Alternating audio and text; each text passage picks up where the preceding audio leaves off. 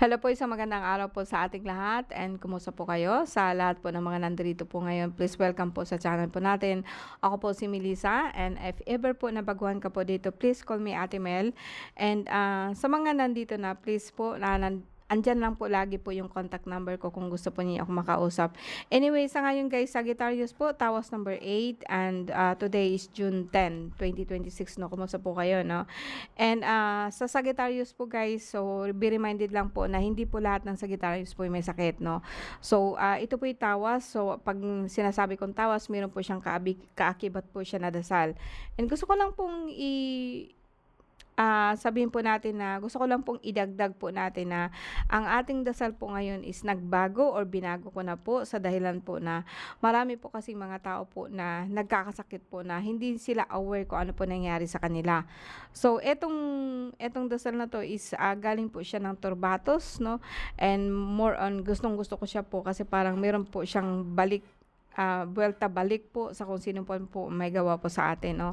So ito po yung malalim po na dasal na kung saan tinatawag po natin ang Diyos Ama na sana po um, yung bagang patnubayan po tayo lagi, no? And sabi ko nga sa inyo na kung may gawa man po sa atin, sana po ibalik sa kanya or babalik po sa kung saan nanggaling po itong masamang entity na to, no? Okay, let's begin. Sa lahat po na nandito po ngayon, no, Diyos Ama makapangyarihan po sa lahat. Maraming salamat sa ginawa mo sa amin, sa walang sawang pag-aantabay po sa akin. And basbasan mo po ang lahat po ng mga bagay na sasabihin ko. Nawa po is magiging ugat ito sa aming puso. Magkakaroon po kami ng kaliwanagan po sa aming isipan. Bibatsak po sa kasak salvami, Cruz Santi Benedicti, Matamitam, Mika Makam, Makmamitam, Maim Pumaim, Heso Kristo, Domini Dominium, Nostrum Igusum Salvami, Mahal na Ama, Turbatos at Ardar, ang mga pana ng mga nakakasama sa isipan ko, sa aking puso at kaluluwa. O Diyos ko, tabangi ako. Krus sa kaitasan sa langit, tiwis bilta, bibo igusum, hero batalya salbami. So guys, nandyan na po. Ang gagawin ko po natin ngayon is like titingnan po natin kung ano po nangyari sa inyo, no? Ito po yung tinatawag po natin na the healing card. And yes, ito po siya, no? And tingnan natin kung ano po nangyari po sa inyo. And makasabay po nito is like sunod po dito is yung nakaraan mo, kung okay po ba, no? And pwede din pong silipin po natin yung kinabukasan po natin. Okay po, Sagittarius. Along the way guys, no, gusto ko din pong ipaliwanag sa inyo ang bawat kalagayan po ng bawat card. Okay? Sagittarius, pwedeng sabihin po natin na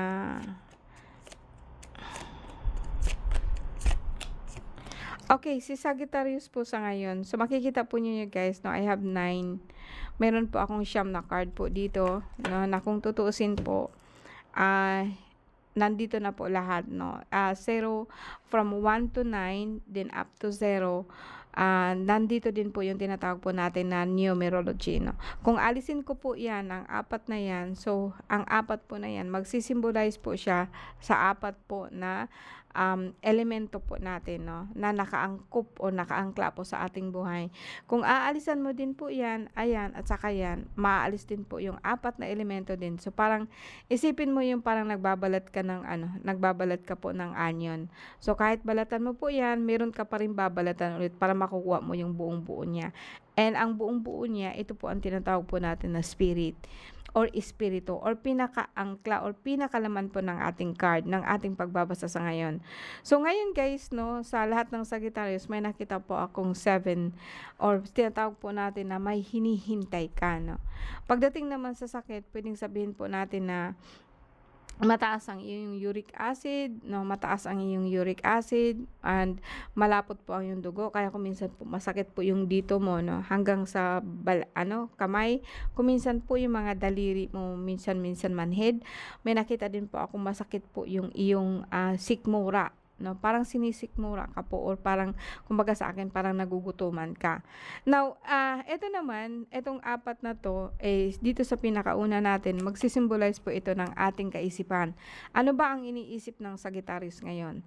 So, ang iniisip ng Sagittarius ngayon is the Great Bear. Puwedeng sabihin po natin na parang, ikaw po 'no, meron kang gustong puntahan pero hindi ka po makakapunta and, meron kang gustong makuha pero hindi mo siya makukuha. Bakit? Kasi po may nakaantabay po doon.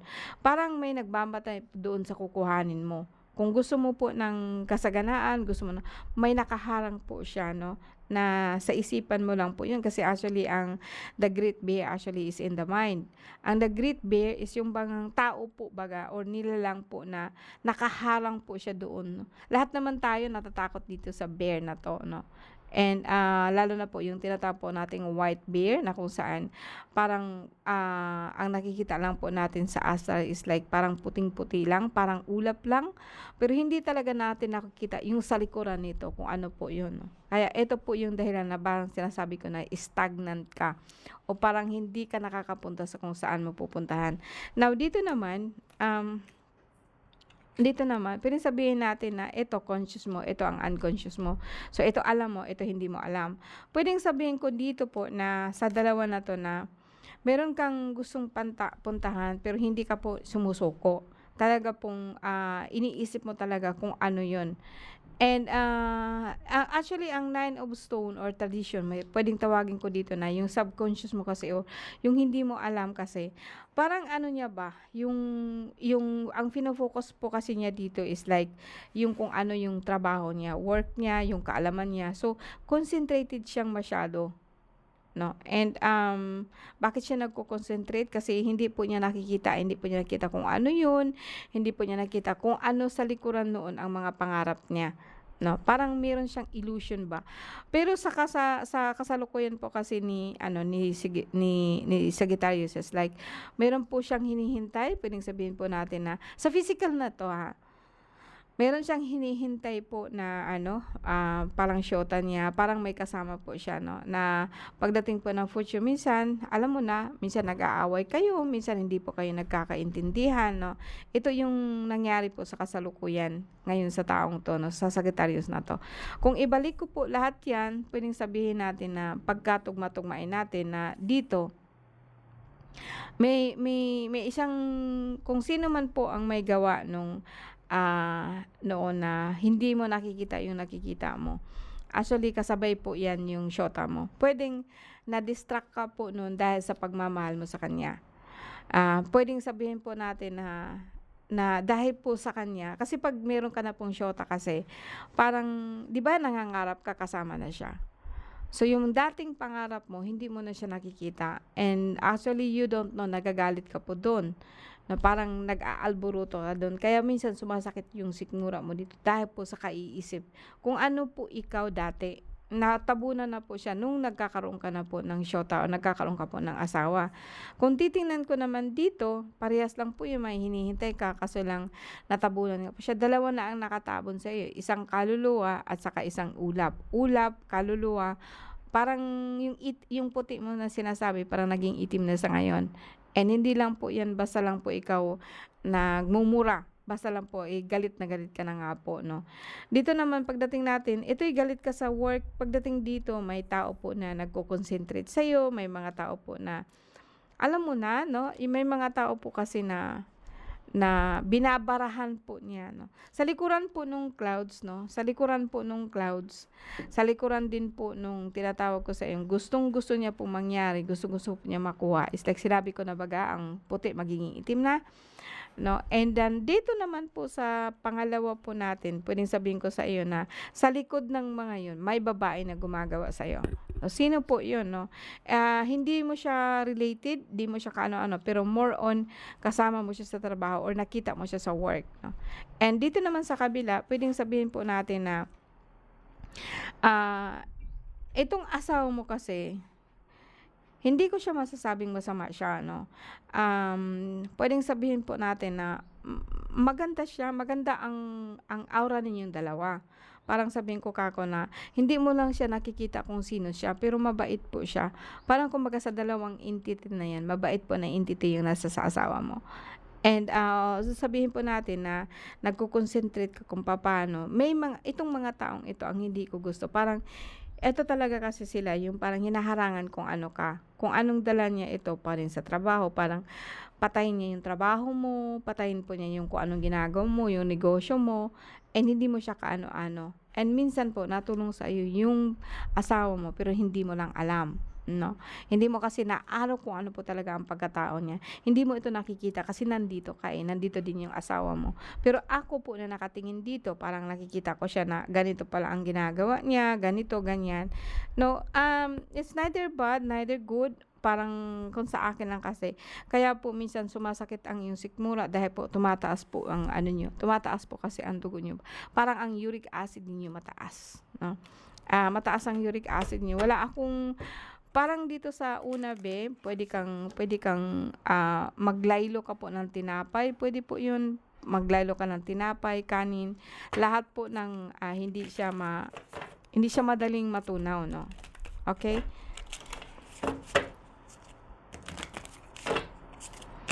Okay, yung ano natin para maintindihan po natin ito lahat.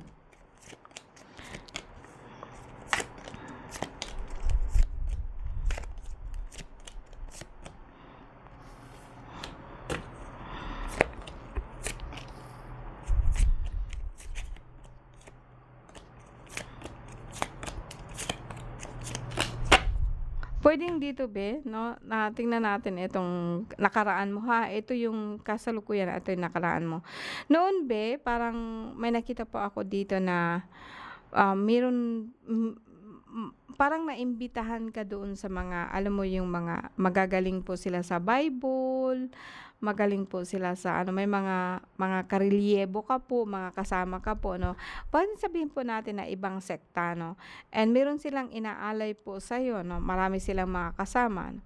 Kaso lang po puwedeng sabihin ko sa iyo na ni-reject mo 'yun 'no, and, maganda ba ang ginagawa mo? Actually is a yes 'no, kasi hindi po ako masyado doon sa yung tinatawag po natin na masyado pong dogmatic. And, ito yung sa dahilan po na actually hindi tayo isinilang na magkatulad. And, whether we like it or not, may tao po na tagaluto ng, maruya, may tao po na tagaluto ng mani, meron pong mga engineer, meron pong, labor, meron din pong mga gano'n. Kasi we are all not the same. Kasi paano na lang kung pare-parehas tayo lahat? Kung alam ko 'yan, hindi mo alam 'yun. Kung alam mo 'yun, hindi ko alam 'yun. You know? Ang masasabi ko lang sa inyo is mabait po talaga ang Diyos Ama natin. Kasi po is, everyone actually is nasa mundo po natin, but not everyone has it. Nasa sa iyo yun kung paano mo siya matutunan. Kung sakali pong masama ang isang tao, hindi mo ibig sabihin na hindi siya magiging maganda sa'yo. Kasi pwede din sabihin na maganda siya sa ibang tao. Kasi hindi lang naman ikaw ang tao dito sa mundo. No, mas maganda na yun sinasabi po kaya po nga iniintindi ko sa inyo na sabi po ng ating Panginoon na maganda na po yung makita mo yung kaaway mo mismo or makita mo yung tao na yan, kaaway mo siya pero hindi ibig sabihin na may gagawin ka po sa kanya, but you have to understand that bakit siya nagiging ganyan. So ito din po yung nakikita ko sa inyo as a Sagittarius. So I think you have actually the capacity ngayon na makita mo kung ano po talaga ang bawat isa kasi mataas ka po, no? Ang Sagittarius is fire. Ang fire is about passion. So kahit sabihin po natin na istrikto ang isang Sagittarius, so ganito nakukuha po nila lahat, marami po ang naiinggit sa'yo, pero maganda po ang ano mo, yung bagang lahat is maganda, no? Meron ka lang po mga negative dito na sumasakop sa iyo, but it doesn't mean na hindi mo siya kaya. Kaso lang hindi mo siya alam, no? Kaya po kung minsan po 'pag nagka-card po kayo is alam mo kung sino siya, no? Hindi naman ibig sabihin na makaiwas ka kasi we cannot really escape through astral. No, puwedeng ako nakikita ninyo ako dito pero makikita po niyo ako sa ibang lugar. Same same as thing na parang kilala ko 'yan, parang si Melissa 'yan, kasi pare-parehas po yung ugali namin, pero hindi kami magkatulad, 'no? Hindi in physical form magkaiba siya, lalaki siya, babae ako, 'no? It's the same here na parang itong babaeng ito na nagko-concentrate sa'yo na actually kasama mo siya, kasi nakikita mo siya sa work. Pero itong babaeng ito, hindi mo alam kung anong ginagawa niya. Pero sabi ko nga sa'yo, pagdating naman dito sa kabila, tinutulungan ka ng aura ng asawa mo. Na ang aura ng asawa mo kasi sino ba 'to? Sino ba 'to? Actually shota mo 'to na meron siyang kakambal po na puwedeng sabihin po natin malaking entity, puwedeng sabihin ko po na isang isang,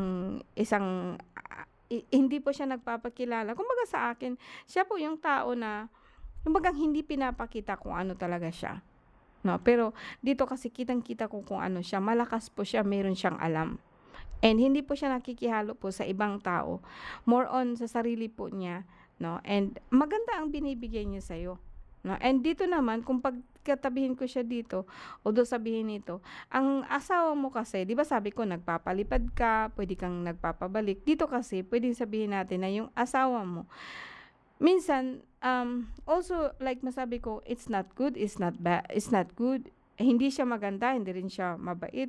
Puwedeng sabihin ko po dito na kinukulong ka din niya. Hindi siya in terms na kinukulong ka niya sa parang hindi niya pinapakita sa'yo ang lahat po nangyayari po sa mundo kasi nga po, hindi nga po maganda. Sabi ko mga hindi siya nakikialam masyado sa mga tao, more on sa astral po siya. Hindi niya sinasabi kung kumbaga sa akin tahimik siya, pero hindi mo alam kung anong nasa loob niya.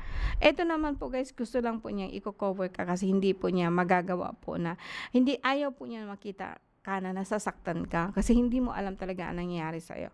Kung pag-isahin po natin ito dito, may mga tao po na kung minsan nagagalit sa'yo or ikaw mismo nagagalit ka sa kanila, ang mga tao 'to may ino-offer sa'yo na about sa work, 'no, may ino-offer sa'yo na about ngayon sa religion nila, about ngayon sa Bible, about ngayon sa ganito, and ni-reject mo 'yon, ayaw mo 'yun paniwalaan. And dito naman parang makikita ko dito na ang ino-offer din nila sa'yo, may nakita din ako dito na yung mga makaluma po na mga tradisyon, makaluma po na mga trabaho, makaluma po na and yes, totoo 'yun, meron mga entity dito nakikita but hindi ka po aware nito. Hindi ka aware na ganito po talaga yung ginagawa nila yung kinukuha ka po nila ba. But kahit sabihin po natin na you turn against them, pero hindi ka rin nila nakukuha, 'no, kasi galit ka pero actually ang mind mo din nagri-ritual din na hindi sila dapat na makapasok sa iyo kasi nga ayaw mo nga. Eto actually ang mundo po natin punong-puno ng ganito, 'di ba? Yung mundo natin actually kung titingnan mo sila nagkakagulo-gulo talaga, 'no, magulo dito, magulo diyan, 'no.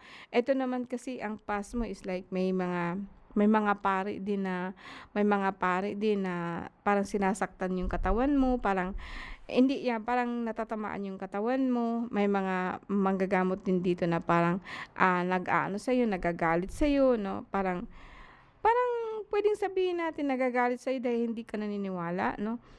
And sa akin supposed to be, hindi rin ako masyadong agitated doon sa mga tao na basta-basta na lang po naniniwala, 'no. And, ako manggagamot din po ako, so hindi ko sinabi sa inyo paniwalaan po ninyo ako kasi ganito, ganyan, no. I-research ninyo kasi, 'no. Ang sinabi ko na ang Sagittarius malakas kasi nga po they are willed by fire. And, ang asawa mo, he's neither good, he's neither bad. Ginagawa lang po niya kung ano po yung dapat. And ano po ba yung dapat kasi nga po, against po siya doon sa religion, against po siya doon sa mga kung ano-anong nandidiyan, sa mga kaluluwa. Pero hindi ibig sabihin na masama siya. Ayaw lang po niya mapariwara ka masyado. Pero si husband mo or si jowa mo, hindi kasi niya masyadong kilala kung ano ka, kung sino ka. Para sa akin, hindi na kailangan ko kasi alam mo kung sino sila. Like ikaw nga po, hindi ka nagpapadala nito sa mga sinasabi-sabi nila. Pero dito din, may mga tao din po na in the future mo parang okay ka naman po, magkakaroon ka ng trabaho. Meron po akong nakikita dito mga witches, mga kalabaw, may mga nagpapalipad sa'yo about po doon sa about po doon sa lupa, sa ibang bansa, no? Parang sa akin, normal lang siya ba? Kung titingnan ko sa iyo is like you are very normal, Sagittarius. Makita ko sa iyo na hindi ka nagrereklamo about sa ganito, sa ganyan. Pero since na tinitingnan kita sa ngayon, I'm so sorry. Alam ko naman po na ang iba sa inyo is talaga pong nagtitingin ko ano po nangyari po sa inyo, no? And may nakikita po akong travel but here and there lang. Hindi ko nakikita na aalis kayo. More on dito lang naman is like may mga tao ka, no? Yung sense ko po dito talaga is buong ano po na parang parang against ka doon sa mga tao po na very dogmatic. Against ka rin po doon sa mga lumang paniniwala na kung saan po talaga pong ini-insist po niya na dito na ganito ka, dapat ganyan ka. Kasi itong matandang to, related din po siya doon sa nag-aano sa iyo sa trabaho.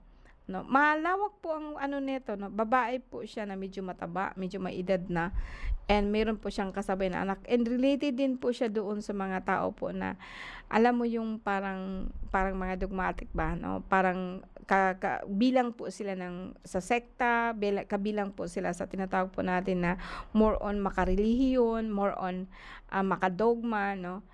And pwedeng sabihin natin na dito naman sa ending mo, no, is maganda po siya, no, kasi nga may work ka po, may mga anak ka, may mga apo ka, and then may na-involve ka naman po doon sa mga party ganun, pero more on sa sarili ka, more on nag-aano ako na more on kung ano yung pinapaniwalaan mo, yun lang. No, hindi ka masyadong, pero hindi ka rin nagagalit sa kanila kahit nga itong mga dogmatic. Hindi ko nakikitang nagagalit ka to. Aware ano ka lang po sa kanila. Like hindi mo tinatanggap yung kung anong binibigyan nila sa iyo, pero hindi rin ibig sabihin na you also attacking them. No. Hindi din po sa ganon, which is also a very good thing. And medyo may sakit ka sa totoo lang po, pero hindi siya ganun kagrabe. More on uric acid, masakit po ang ulo mo, ganon, kalahati ng ulo, kung minsan po ano ka, pero more on, kumaga, you are very lively, ang isip mo lagi, hindi dito, also nagagalit ka, pero hindi yung, you know, hindi naman kasi talaga natin hawak po ang ating mind, pero ang Sagittarius po kasi sa ngayon, more on, you know, kung nagagalit sila, makikita mo, nagpapalipad sila kaagad nun, or iniisip po talaga nila si ganito, ganyan. Yung bagang, hinaharangan nila kung ano man po yung nandyan na parating po sa kanila. And pinapaalis po nila yung hindi maganda, and then after that, just focus on their life, no? And sentro po sila doon sa kung ano pong ginagawa nila. No, and I like that one actually, no. May trabaho ka, wala man ako nakikita dito na may ini-aim ka po, no. May mga tao lang talaga ako nakita na marami po na naki-involve sa iyo. Yung sobrang inggit ba, no. Maganda yung asawa mo, no, parang tinutulungan ka po niya. Hindi ka naman niya kinukulong for as in physical way. Sa mental lang po kasi nga po, parang ayaw po niyang masaktan ka po sa mga tao po na mga ganito, no, na mali po yung iniisip nila, no. Wala, kung halimbawa man po nasa isang sekta ka po, no, wala namang problema yun sa akin, no. Hindi siya basta nga po, hindi mo sisiraan yung ibang relihiyon po na parang sasabihin, kayo lang po ang magiging okay, kayo lang po ang mailigtas. Kahit kapwa ako po, actually Katoliko, marami din ako nakikitang masyadong dogmatic po, no. And yeah, so ito po ngayon, ito ang tinatawag po nating Lenormand. Tingnan natin kung ano po nangyari po sa inyo, ha, Sagittarius po. Sagittarius, 3 lang, no, meron po akong nakikita dito na ano, ang dalaw pong actually dito is negative, no, and the mountain and the side. Pero may 3 lang po kasi ito, pwedeng sabihin po natin na ikaw po, darating din po ang panahon na parang lulutasin mo ang sarili mong problema. No, and meron akong sight, meron akong nakita, meron akong moon, and kasi po ang pinakasentro po ng mind mo is like magiging ano ka, yung alam mo yung anchor, yung parang magiging stable ka ba, kahit po nasa dagat ka pero may anchor ka, so ibig sabihin meron kang pinapaniwalaan sa sarili mo na dapat ganito lang po. And dito naman, malalabas din po dito kasi sa card po natin na parang, kumbaga sa akin, maraming mga tao, maraming obstacle, maraming umahadlang, maraming umaano sa'yo, pero gusto mo po itong tapusin. I don't know kasi talagang 3 lang po, pero kung pwede kong bigyan ng 2 kung ano ang gusto mong tapusin. Well, dito naman, puwedeng sabihin natin 'no, nagdagdag ako ng 2 ha, kasi hindi ako clear dito. 'Pag ganito na kasi magkatabi po itong lahat, actually this is neither, lahat tayo meron nito. Yung yung literal po na isang babae na parang gusto mong tapusin siya. And eto po'y, minsan puwedeng kasama mo siya sa bahay, puwede actually biyenan mo, puwedeng actually, sister-in-law mo, puwedeng gano'n 'no. Puwede ding sabihin po natin na sa trabaho mo, eto ang gusto mong tapusin, and it's a good one, it's a good thing. Kasi talaga pong magkatabi po 'yan na parang tapusin mo na yung kung ano man ang ginagawa niya and makukuha mo yung kung anong gusto mo sa bahay mo. Alright, thank you very much po 'no, sa inyo. Maraming salamat po guys and happy good evening po 'no.